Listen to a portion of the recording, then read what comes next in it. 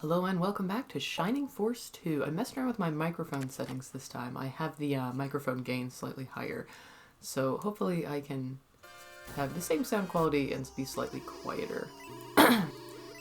So last time we went through a rock tunnel and fought a hobgoblin and finally reached the town of Polca, which is at the foot of Mt Volcano, so we're very close to finally bringing Peter home. Oh, and I already checked all of the videos from last time. They're all fine. So we can delete the old saves. I realize I could do this before I start recording, but I just think it's fun to have it as the first thing. Also, that way I'll never forget to do it. I always do it as the first thing. So here we are in the town of Polca, where no one has been for ages because the cave was blocked. Even though the hobgoblin was not even that strong. So people on this continent don't appear to be very good at fighting, I guess. I also think it's interesting that there are a bunch of random NPC centaurs in this town. In the previous game, Shining Force 1, I mentioned this in those videos, that there's also Protect Milky or BT Dubs. This is the only hidden item in this town. We had a lot of random, like, non-human characters, but we never got to go to, like, a town of centaurs or a town of bird people, so it was never entirely clear where all these people came from. They seem to be the only members of their species. So I like that in this game, we do actually see other, like, centaurs and beast people and stuff just in towns. It makes it slightly more explicable. It's like, oh, these characters just live in this world. So the world feels like, it's a nice little world building bit. And these are beast people. This guy right here is important, not to the story as far as I remember, but because when I looked up the list of recruitable characters in this game, this is the last portrait that seemed at all familiar to me. We're not recruiting him right now. I think it's a little later, but it does suggest to me that I didn't get much further than this in the game.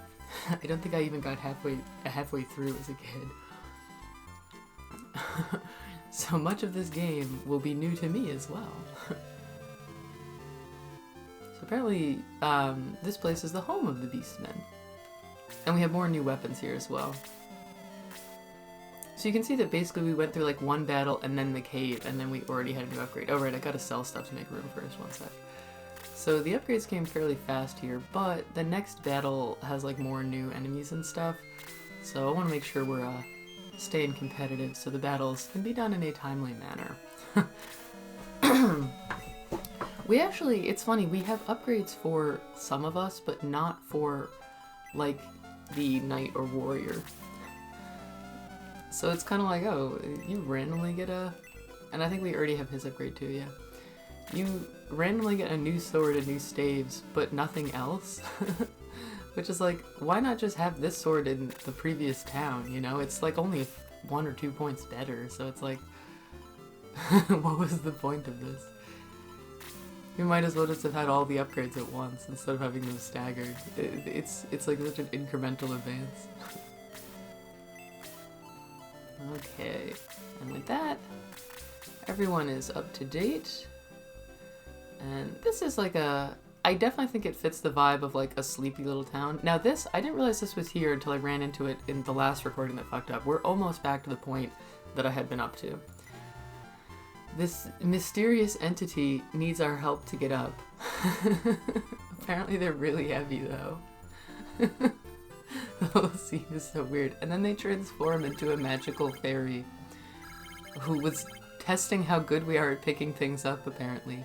And she says that he must like you, but she can't tell us who he is. So that's a character we're gonna meet later. Very mysterious for now. And apparently he is served by tiny magical beings, so sure. But yeah, this town definitely captures the vibe of like a sleepy little village, you know, just not too many people, but we're about to run into some drama. To the east is the sacred area of Volcanon, so that's where Peter lives, remember? So we're almost done with our little quest here. Viva Friendship, that's a delightful book. This town is lovely. And a book about Volcanon, which sadly we can't read. We could learn more about it. You're not aware, but Volcanon has become irritated, as evidenced by these ominous rumblings. Yes, Mt Volcano is an active volcano, which our mentor, Sir Astral, sent us a bunch of children to climb, alone, unsupervised. Terrible teacher is what I'm saying.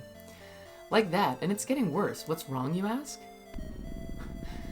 Seizure warning. I thought we had left those behind in the first game, but this game occasionally has them, apparently. Still some photosensitive epilepsy warnings needed. Whoa, Mount Volcano erupted. It's an evil omen. So the volcano we have to climb just erupted, but don't worry friends, this is a fantasy game, so even though it erupted, this will not impede us climbing up it at all. This guy has nothing to say about it. Whoa! Much bigger seizure warning there. And now we're going to meet a character who we'll interact with more later. This young boy has just collapsed. Oh! The beast man checks the boy. Good heavens, he's badly injured. Well, he was just in a volcanic eruption. I'd imagine he's pretty badly injured, yeah. This was the mayor of the town over here. What's all this noise? It's a volcanic eruption, dude. You just told us that. Mayor, a boy from the mountain is seriously injured. What? Oh, his eyes are seriously damaged. He was caught in a volcanic eruption and all that happened was that he was blinded. He doesn't have burns or like broken bones or like lung damage, nothing else. As you may be gathering, this isn't so much a volcanic eruption as like a magical Fantasyland event, which doesn't work the way it does in real life. He must have been caught in the eruption. He needs prompt treatment. Yes, bring him into my house. He needs a doctor, so let's go put him in the mayor's house where there is not a doctor, even though we, who have a healer with us, are right here. He came down from the mountain. He's not from Polca or Beto. Where did he come from? This is a good question, because remember, it was impossible to reach this town because of the hobgoblin in the cave until we defeated them. But this boy couldn't have passed us. We would have seen him. So, and he's not from Polca. And he's not, Beto is the town we're going to next. It's like the land of the bird people, so it's on the mountain. And he couldn't have come from there. So it raises the question of who this guy is and what he was doing here. Oh, this is serious. I hope he survives the night. He's blind, so his eyes are closed. That's how blindness works, sure. Stop, no, I don't want to see. My head aches. Now, I think what's going on here, I know like one spoiler about this character, but not really anything else. But my guess from the text here is that what's going on is that it's not so much that he was blinded by like volcanic ash or heat or something like that. When he's saying I don't want to see, I think the idea here is like, remember, Mount Volcanon is a god. So that he like saw something which, you know, humankind is not meant to look upon and it blinded him. This is like magic, psychic, fantasy land blindness, not real life blindness. So he probably is going to turn out to have some sort of magical powers. Anyway, let's head up to Mt Volcano. So see all these little craters in the ground? That's all the damage that was done by this eruption. There's no like flows of magma and lava. There's no like ash coming down. It's fine. Who are they? And here's where we finally get a bit back to the plot. They're looking for something. You can also see that hobgoblins have become normal enemies. And this guy, you may remember from back in Grands, our hometown, we fought a bunch of these guys in the ancient tower. They were devils. So the devils have come back into play here on this new continent. He's not here, not under the cliff. They're searching for someone. There are marks of a battle here and there against the birdmen of Beto. So the idea here, I think, is that it's not that the volcano erupted. Volcanon, like, used his powers to fight someone, and it just seemed like a volcano erupted. Apparently he just threw little meteors at them, since there's just little, like, craters in the ground that are pretty tiny. Could be. See those volcanic rocks? Nobody but Volcanon can do that. He has never before killed birdmen, but... who's that? We've been spotted, unfortunately. Now, what's interesting here is that the birdmen, the stupid Polca kids, they don't quite know who we are. They don't realize that we're their arch enemy. The person with the magic jewels or whatever. Polcan people are cowards that live in peace. They shall never return alive. So this is the battle where we're finally getting back to the plot. We're fighting the devil army again. And I will also say, the last couple maps I thought were kind of lame. This map, I think, really is one that shows more the strength of this game, where it's visually interesting, it's, you know, there's enough to do without it dragging on forever and ever. Like, it's, you know, you're sort of traveling through different sections of it, and each section has enemies in it, so there's not really going to be a part where we're just wandering along doing nothing. So it looks nice. I think it lends itself more to an interesting strategy. I like the way cliffs, all the cliff maps in this game, I think the design just is really eye-catching. And as you can see, we have this Death Archer. This game is not subtle about who's good and who's evil. The Death Monk. And we've got boatloads of hobgoblins, which are now normal enemy, when in the last mission they were a boss. So we've escalated here. Yeah, we have the full party. So this is the last battle that I fought in the recordings that fucked up. And then at the end of this, basically I just entered the town, glanced over at my laptop to see how long I'd been recording, and then I realized the video had fucked up, and that's when I stopped. So we're almost caught up again, and then we'll be seeing new content. But anyway, what's interesting here is that these enemies don't seem to know who Volcanon was fighting or why, and they guessed that maybe it was the Birdmen, who are normally the allies of Volcanon. So that's really interesting. And they were searching for someone. They said that he doesn't seem to be here, which to me, and again, I haven't read ahead in the plot, so this is me speculating, not me explaining the game. It makes me think that maybe they were looking for that boy who escaped from the mountain, that they had attacked him or something, and they expected to find him, like, collapsed here, and he escaped. A character in Beto will, like, there'll be a cutscene when we get there, and they'll be like, oh, the devil army had just attacked, and that's who Volcanon was fighting. But it's sort of weird that these characters, who are clearly led by a devil, that, like blob thing that looks like that one enemy from Game Boy Advance Game Boy era Legend of Zelda.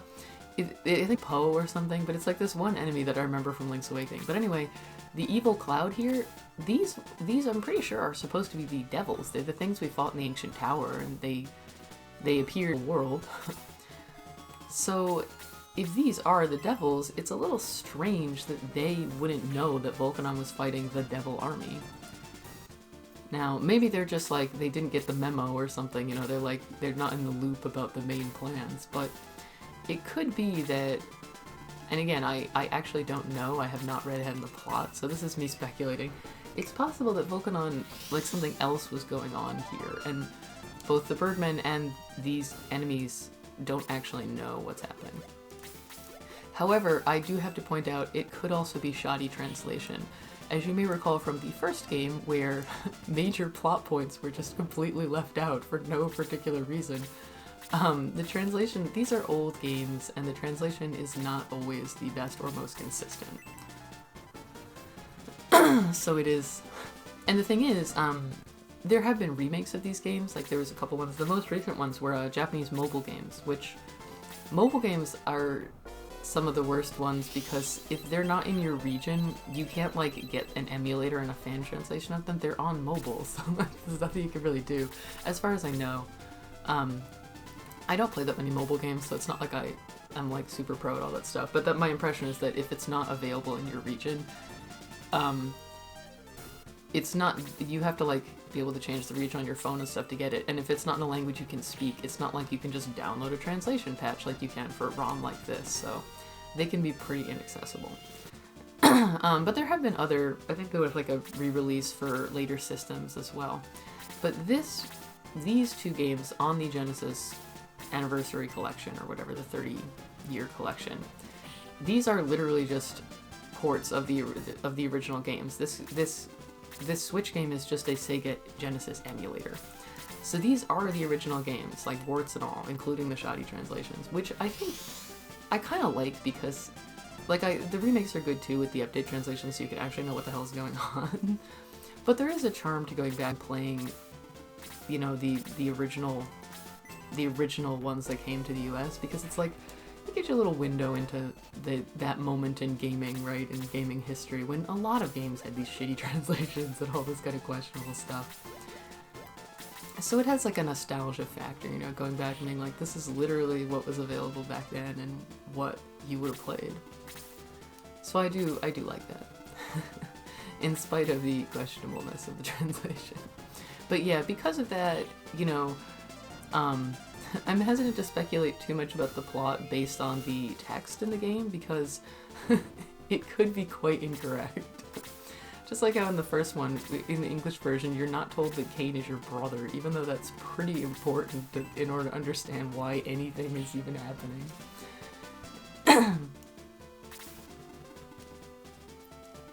Somebody just get injured? I guess I could just check the member list. Oh, but it doesn't list their max HP. Annoying. What kind of game doesn't list? I'm more used to Fire Emblem, where the unit list will give you both max and current HP, so you can see who's the most injured. Well, I guess it's Ben, but we can't get over him. Don't want to waste MP, though. This isn't a terribly long battle, so, you know, we want to get as much X for Sarah as we can. You know, it's funny now that I think about it, the healing spells and stuff in this game all summon a tiny fairy, and we just met an actual tiny fairy in the game. Is this related? Not sure. I think that this is the last battle we have to fight where Peter is AI controlled. I think he'll join after this, which is good because I'm like, Peter, you need to actually contribute. You're just standing around in the back doing nothing. You know, he, I think, is actually going to be a permanent party member, so I'm very hyped for him to join us.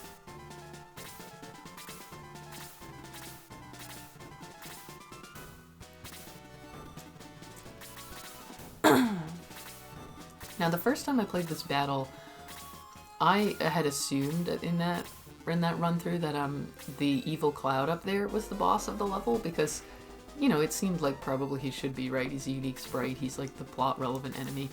But then I discovered that defeating the Dark Archer ends the battle, so apparently he is the boss for no particular reason. So that's something to keep in mind if we want to get more XP out of these enemies or whatever.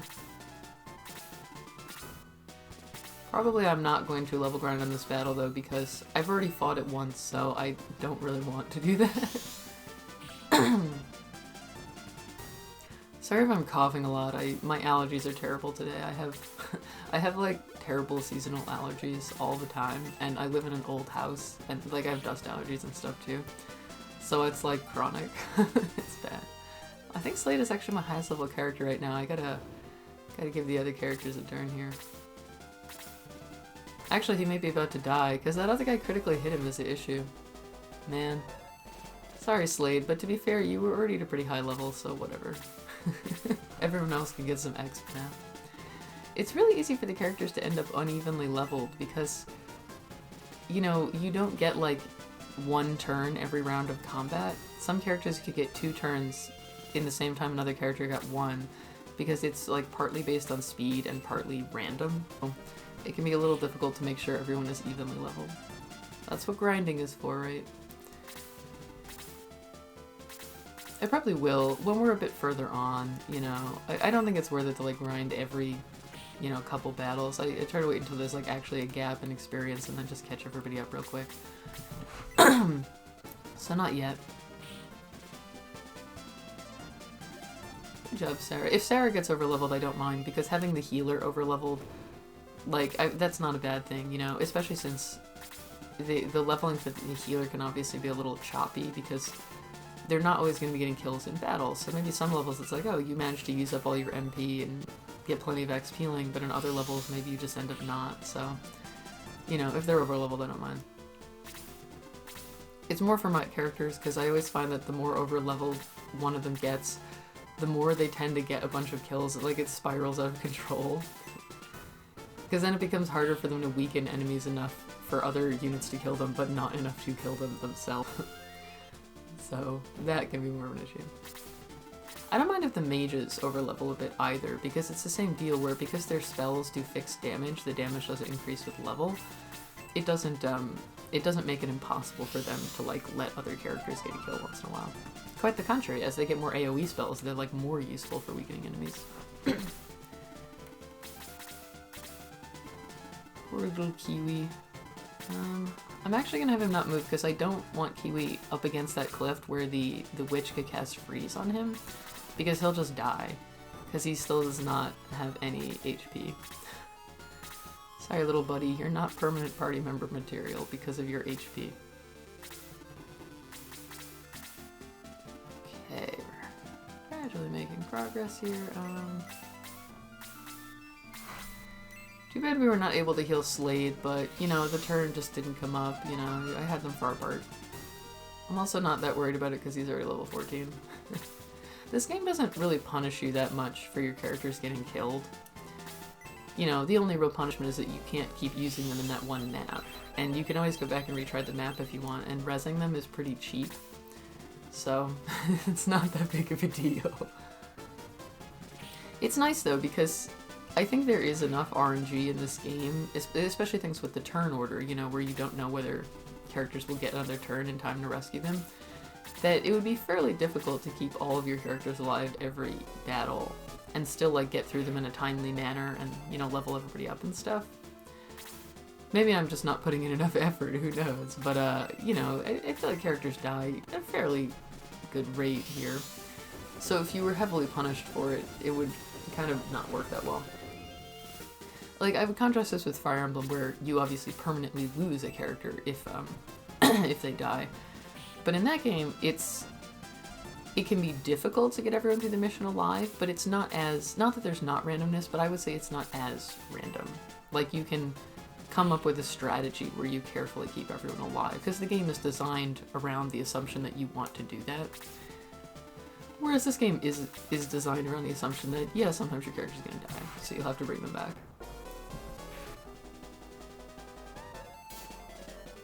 It's a good thing we don't have to kill the evil cloud, because it seems like it would be a huge pain in the ass.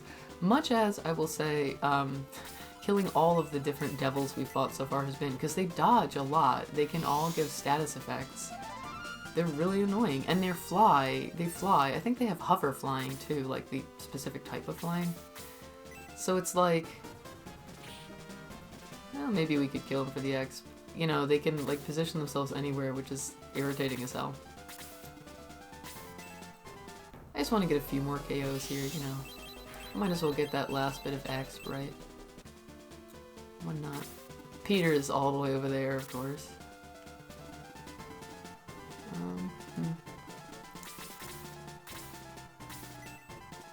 Everyone's trying to kill Ben. Because the AI is designed to make you lose, right? And in the game, you lose if Ben dies. So the characters do tend to go after him a lot. Unfortunately, mages can't, like, get random double attacks and stuff like that. And finish off this evil cloud. It's not so bad if the main character gets a little over level 2, because we have to use him in every battle. I guess I would say, overall, clearly I'm not that worried about keeping the levels even. As long as they're not, like, radically different. Like, if people are 10 levels apart, then I'm like, okay, it's gonna be hard to actually make this work. But, you know, if it's within 5 levels, I'm like, yeah, it's fine. Like, I managed to grind everybody up in the first game, even when some of them were quite a bit behind, and it was just painful to do, so patience for it. Oh, Jaha's a little behind. It'd be nice if he could get the kill. Oh, excellent, excellent. Good. Now he's level 13, he's a little more caught up with the rest. Although I don't think he'll be a permanent party member. I don't use the warrior types that much. How can you defeat devils? You have the jewel of evil around your neck. It's you, Ben. We've been waiting for you. So the devil army knows who we are. Well, I guess that makes sense. King Gallum, like, saw us take the jewel. Ben, did you hear that? He said he'd been waiting for you. Why do the devils want you? Presumably because I have the jewels of evil and light. So it's been like 20 minutes, so let's go into the town and say hi. So there's a cutscene first. Who are you? Beto is only for birdmen. The towns on this continent seem really unfriendly. Don't be so uppity. Oh, you're Sir Peter. And again, the key to success in Parmesia appears to be to have Peter tell people they should like you. We're not really being welcomed in on our own merits here. Welcome back. Volcanon is waiting. That's strange. I just realized, why are you flying guard? Did something happen? Peter, we just fought a whole bunch of devils right outside your town. Yeah, something happened. Also, like, the volcano exploded and Volcanon was fighting and stuff. Like, yeah. Well, the devils invaded recently. Devils? Peter, you just saw some. This should not be a revelation to you. He wasn't, to be fair, he was like miles behind the rest of the party hanging around in the starting area, so maybe he just totally missed that whole battle. He was like, guys, I'm gonna get there soon. What's happening over there? It was lagging. Yes, the devil army, strong greater devils, broke Volcanon's sacred barrier. But don't worry, Volcanon defeated all the devils. The devils we fought must have been part of that army. But here's the weird thing. the devils at the beginning that we fought were speculating about who Volcanon might have been fighting and why. They even thought maybe it was the Birdman. So again, either that was just a bad translation, maybe it was supposed to be something like, oh, he must have been defending the Birdman or something, maybe that was just like a translation error, or maybe there's something else going on here, there's like multiple factions of devils or something, we don't really know yet. And because of the shitty translation, we can't really know yet. Devils we fought must have been part of that army. You met some other devils? Stop, we already defeated them. They seem so disappointed. That's great, but we'll go and make sure. Just in case. They were so hyped to fight them, they're really bummed now. We're going to Polca village to patrol. Peter, please see King Beto. Birdman away! Ben, let's go. I'll introduce you to King Beto. Okay, and now we're basically caught up to where I was when the recording fucked up, in this town. So we'll just say hi to a few people, then get to the save point, and I guess make all the cutscenes and whatever a new video. Mighty Volcanon, he easily defeated the Greater Devil. He's a pretty swell guy. They know that they can't defeat our god. What was their true purpose? That's a good question. If the Devil Army should have known they couldn't really defeat Volcanon, why did they come here? And whatever their purpose was, did they achieve it? Blah, blah, blah.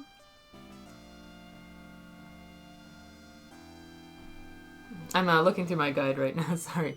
Okay, so it looks like there's only one notable item to find here, and it's on the 3rd floor. Oops. This should be the 2nd floor. I'm still gonna look in this vase anyway. I'm sad you can't check the stove. Golden Sun is another game I really loved as a kid, and in that game you could check all the ovens in the game and like see what different food is cooking in them, which is really fun. Yes, they were strong, but monsters like the Kraken and Taros are much bigger. I'm sure we'll be fighting them at some point. Ben investigated the bookshelves. How to fly. I'm a little concerned if the birds have to read a book to learn how to fly. Shouldn't they be able to just work that out on their own? They're birds. A book, Phoenix. It's a book all about Peter. Yeah, so you can see this is like a town built into the cliffside. So if we were birds, I guess we could take off from there, which is why there's all these little doors. I do really, I mentioned this before, but I really like the design of all the like cliff areas in this game. I think the graphics just look really nice for these. So I really like the design of this town. It looks cool. And it's kind of fun to have like the inside and outside parts. It gives it a little like feeling of three-dimensionality. Ouch, the Greater Devil was incredibly strong, but the other devils were strong as well. Devils are pretty tough to fight, as we found as well. He's a terrible what? And the save point is over here. Yeah, it's been just about half an hour, so let's cut the video here. Oh, we gotta raise Slade too, I almost forgot. Sorry, Slade, but he didn't really fall behind, he was already ahead in level. See, I like that last battle because the map was interesting, but it wasn't super long. It didn't just like go on and on. I think this, oops, that was not what I meant to click. This game is at its strongest with those like slightly more succinct but battles that have a lot going on in them. So we're making a save. So after fighting, you know, here in Parmeshu, where we fled to escape from the devils that destroyed our home, we've run into the Devil Army once again, who are fighting against a god. So a lot of crazy stuff going on, and we finally managed to bring Peter back to his hometown, and he's going to introduce us to the king and presumably Volcanon, and perhaps we'll learn a little more about the mysteries going on here. Oh, I did not actually mean to do that, but actually, you know what? Let me make an extra save now, and then I won't have to do it at the start of the next episode. And I'll just, if you're wondering why I keep clicking things I don't mean to, it's because I have a tendency to just be holding the button down. You don't have to repeatedly click for this game. If you're holding the button down when an option pops up, it will select it. You don't have to click again. So I have a tendency to do that. Okay. So this time we finally reached Peter's hometown and found that it had been attacked by greater devils. Next time we are going to meet the king and find out more about the mystery of what's going on here. So look forward to that. Until then, this has been Shining Force 2.